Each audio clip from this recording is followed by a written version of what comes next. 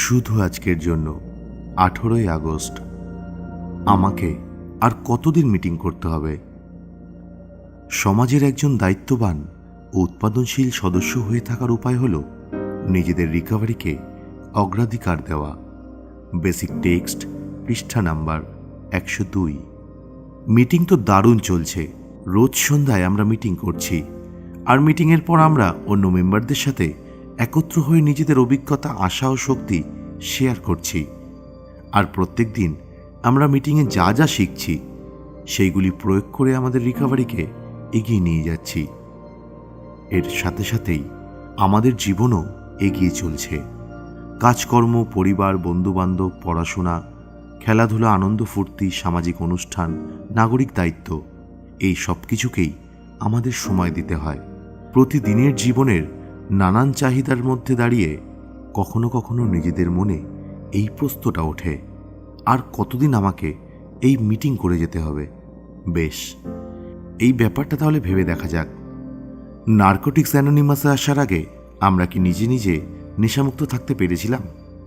তাহলে আজ কেন ভাবছি যে এখন আমরা নিজেই পারব? তারপর আমাদের আসক্তি নামক রোগটার ব্যাপারেও ভাবা দরকার। সেই সাংঘাতিক আত্মকেন্দ্রিকতা, সেই এক চিতায় বুঁদ হয়ে থাকার প্রবণতা, সেই বাধ্য হয়ে ভুল কাজ করা, যেগুলি আমাদের জীবনের নানা দিকে আজও প্রকাশ পায়। নিজেদের রোগটাকে ঠিকমতো চিকিৎসা না করলে আমরা কি বেঁচে থাকতে ও জীবনকেও উপভোগ করতে পারব? উত্তর হলো না। সাধারণ লোকেদের হয়তো এইসব চিন্তা করার দরকার নেই, কিন্তু আমরা তো সাধারণ লোক নই, আমরা নেশারি। আমরা এরকম ভান করতে পারি না যে আমাদের ক্রমবর্ধমান প্রাণঘাতী একটা রোগ নেই, কারণ এটা সত্যিই আছে।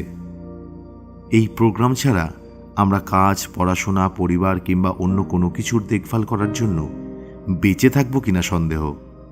এনএ মিটিং আমাদের সাহায্য করে, রিকভারির পথ দেখায় এবং জীবনটাকে পরিপূর্ণভাবে বাঁচার সুযোগ করে দেয়।